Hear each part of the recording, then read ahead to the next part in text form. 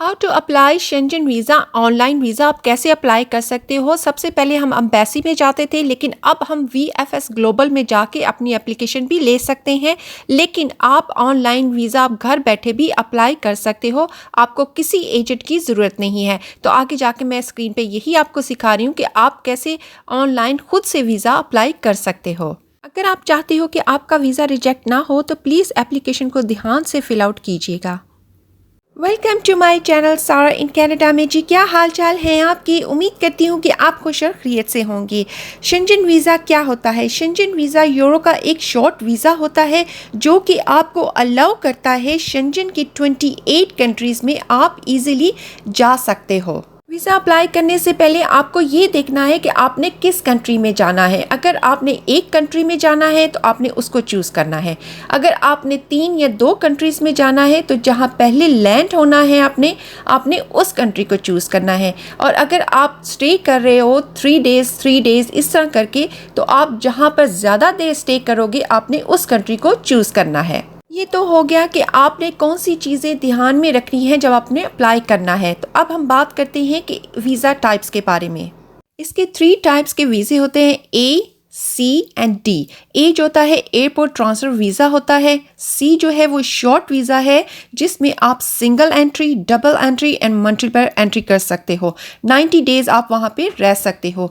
D जो है वो लॉन्ग वीज़ा है, मोर देन आप 90 डेज़ वहाँ पे रह सकते हो। अगर आप स्टडी करने जा रहे हो, वर्क वीज़े पे जा रहे हो, या वहाँ पे कोई अगर आपका रिश्तेदार है तो उसके पास आप रहने जा रहे हो। एंड में मैं आपको बताऊंगी कि आपने एप्लीकेशन फिल आउट करने के बाद क्या करना। चलें जी, अब ऑनलाइन वीज़ा अप्लाई करते हैं। जाके आपने VFS ग्लोबल लिखना है, ठीक है। यहाँ पर आके आपने क्लिक कर देना है। आपके सामने ये वाला पेज आ जाएगा, ठीक है। नीचे आप जाएंगे, यहाँ पर आपने कंट्री चूज़ करना है जहाँ से आप अप्लाई कर रहे हो, और यहाँ से कंट्री आपने चूज़ करना है जहाँ आपने विजिट करने जाना है। चूज़ करने के बाद आपने इसको प्रेस कर देना है। बाद हम इस पेज पर आ जाएंगे तो हमने स्टार्ट नाउ को प्रेस करना है। उसके बाद जी ये वाला पेज आ जाएगा, अप्लाई फॉर वीज़ा। यहाँ पर 7 स्टेप्स होंगे। सबसे पहले आपने वीज़ा टाइप चूज़ कर लेना है, वो हमने चूज़ कर लिया है पहले ऑलरेडी से, ठीक है। फिर उसके बाद है जी एप्लीकेशन आपने फिल आउट करनी है जिसमें सारी इन्फॉर्मेशन होगी आपकी। उसके बाद एप्लीकेशन फिल करने के बाद आपने अपॉइंटमेंट बुक करवानी होती है। पहले भी आप करवा सकते हैं या बाद में भी आप करवा सकते हैं, आपकी मर्ज़ी है, ठीक है। उसके बाद अपॉइंटमेंट बुक करवाने के बाद आपने फ़ी पे करनी होती है। उसके बाद एप्लीकेशन सेंटर जाना होता है, अपना ओरिजिनल पासपोर्ट लेके जहाँ पे वो स्टैंप लगाएंगे।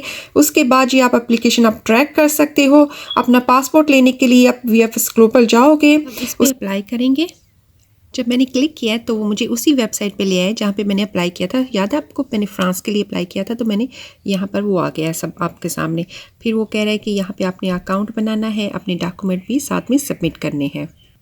अब मैं इसको यहाँ पे क्लिक करूँगी, ठीक है। तो ये देखिए आपके सामने ये वाली वेबसाइट आ जाएगी।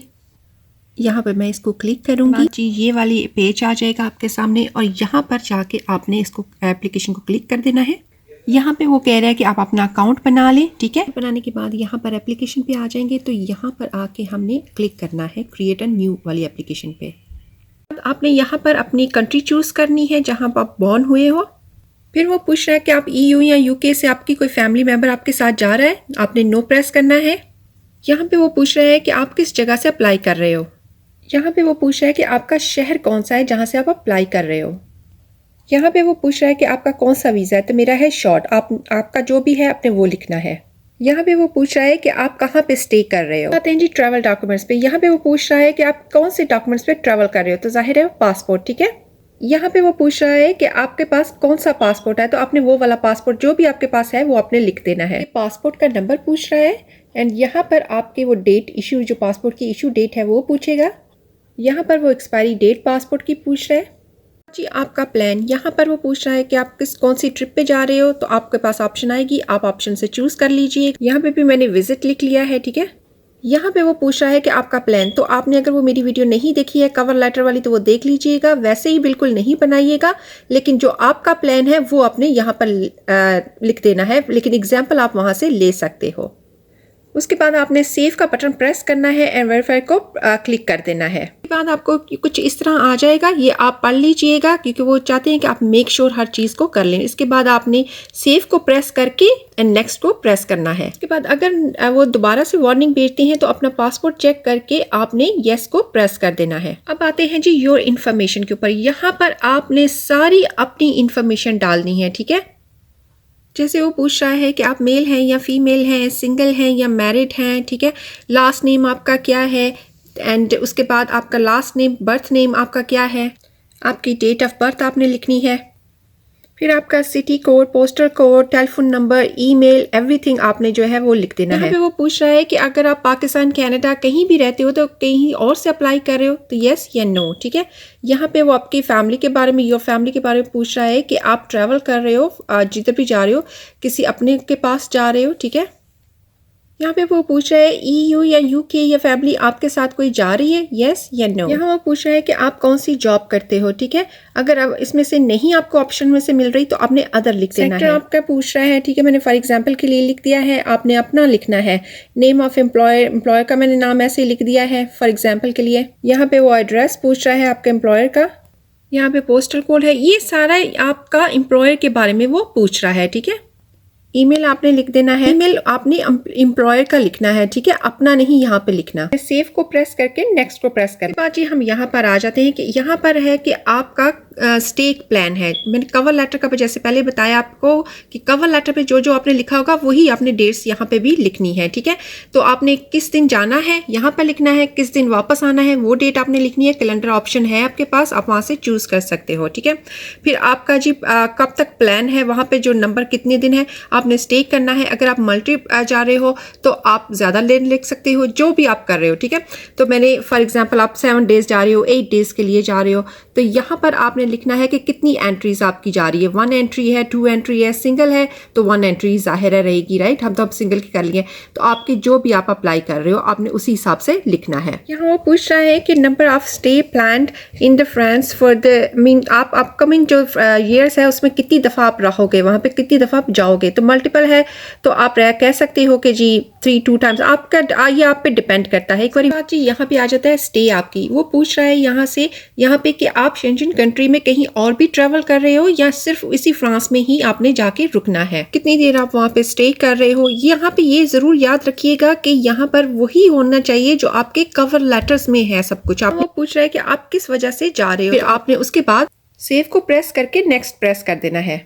अब वो पूछ रहा है कि आपको कोई वहाँ पे बुला रहा है या कोई, अगर फॉर एग्जांपल आप वर्क वीज़े पे जा रहे हो तो आपने उसकी इन्फॉर्मेशन लिखनी है। अगर आप होटल किसी के घर जा रहे हो तो आपने उसकी इन्फॉर्मेशन लिखनी है इस एप्लीकेशन में। अगर आप खुद से जा रहे हो और होटल में स्टे कर रहे हो तो आपने अपने होटल का नाम लिख देना है, ठीक है, क्लिक कर देना उसको। यहाँ वो मेरी होटल की इन्फॉर्मेशन मुझसे पूछ रहा है क्योंकि मैंने होटल को क्लिक किया है। यहाँ वो मुझसे पूछ रहे हैं कि आपको किसी और ने पैसे दिए हैं या आपने खुद से अप्लाई किया है। उसके बाद आपके सेव एंड नेक्स्ट को प्रेस करना है। यहाँ पे आपने कॉम्बिनेशन जो है उसको क्लिक करना है। फिर आप कैश लेके जा रहे हो, क्रेडिट कार्ड लेके जा रहे हो, तो जो भी लेके जा रहे हो उसको क्लिक कर दो, सेव और नेक्स्ट को प्रेस करो। डॉक्यूमेंट्स की तरफ यहाँ पर वो आपको बता रहे हैं कि डॉक्यूमेंट्स अपने जो है वो अटैच करने हैं। आप ये सारे डॉक्यूमेंट्स आपको स्क्रीन पे नजर आ रहे हैं। पे जी हम आ गए हैं जी। अब सपोर्टिंग डॉक्यूमेंट्स आपको चाहिए होंगे वो मैं लिस्ट में दे दूंगी, आप जाके पढ़ लीजिए। इसके बाद आपने कंटिन्यू को प्रेस करके फी को पे करना है। आके आपने एप्लीकेशन पढ़ के उसके बाद इसको क्लिक कर देना है एंड इसको प्रेस कर देना है। दोबारा से हम अपनी वापस लिस्ट में आ गए हैं। तो यहाँ पर आपने वीजा भी हो गया, एप्लीकेशन भी हो गई। अब हमने अपॉइंटमेंट बुक करनी है। ये आप पहले भी कर सकते हैं या बाद में भी कर सकते हैं। बाद हमने इसको प्रेस करना है तो यहाँ पे जाके हमने क्लिक करना है। जैसे आप क्लिक करेंगे तो आप यहाँ पर पहुँच जाएंगे। अब हमने एप्लीकेशन जो है वो फिल आउट कर ली है, हमने यहाँ पे अब प्रेस कर देना है। उसके बाद ये आपको लॉगिन के लिए पूछेगा, मैंने किया हुआ है तो आप खुद से करके फिर उसके बाद नेक्स्ट पे चलेंगे हम। अब हम आ गए हैं अपॉइंटमेंट बुकिंग पेज पे, ठीक है। तो यहाँ पर आप जाके हमने प्रेस करना है। आपके पास ये पेज आ जाएगा, पास ये 3 ऑप्शंस आ जाएंगे। पहले में वो पूछ रहा है कि आपने कौन से सेंटर में अप्लाई करना है, जो सी आप कंट्री में हो उसी से अप्लाई करोगे, ठीक है।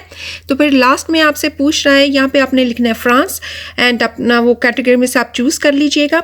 एंड यहाँ पर वो पूछ रहा है कि आप कौन सी मीन वीज़े पे जा रहे हो। तो जो सा हमने वीज़ा, जैसे मैंने विजिट अप्लाई किया तो मैंने विजिट लिख दिया, आपने जो सा अप्लाई करना है अपने वो लिखना है। यहाँ पे वो पूछ रहा है कि बता रहे हैं कि आपको कोई भी अपॉइंटमेंट्स नहीं है, लेकिन आप चेक करते करते रहिएगा हमेशा से, और जैसे ही आपकी कोई अपॉइंटमेंट मिलती है आपको, तो आप वहाँ पे क्लिक कर सकते हो। हर रोज़ अगर आप चेक करते रहेंगे तो आपको अपॉइंटमेंट मिल सकती है। जैसे ही आपको अपॉइंटमेंट मिल जाती है, आपने सारे डॉक्यूमेंट्स लेके आपने वीएफएस ग्लोबल में जाना है, सेंटर में जाना है जहां आपने अप्लाई किया था, वहां पे आपने चले जाना है। वहां पे जाके अपने डॉक्यूमेंट्स जो हैं वो सबमिट करवाने हैं। सबमिट करवाते वक्त आपने फ़ी पे करनी है। सबमिट करवाने के बाद आपको ईमेल आएगा, वहाँ पे लिखा होगा कि आपका वीज़ा तैयार हो गया है या नहीं हुआ है। तो जैसे ही आपका रेडी हो जाता है, आप जाके वहाँ से कलेक्ट कर सकते हो। इसी के साथ मुझे दीजिए इजाज़त। आई होप कि आप तक इन्फॉर्मेशन पहुँच गई होगी। प्लीज़ वीडियो को शेयर और लाइक ज़रूर कीजिए।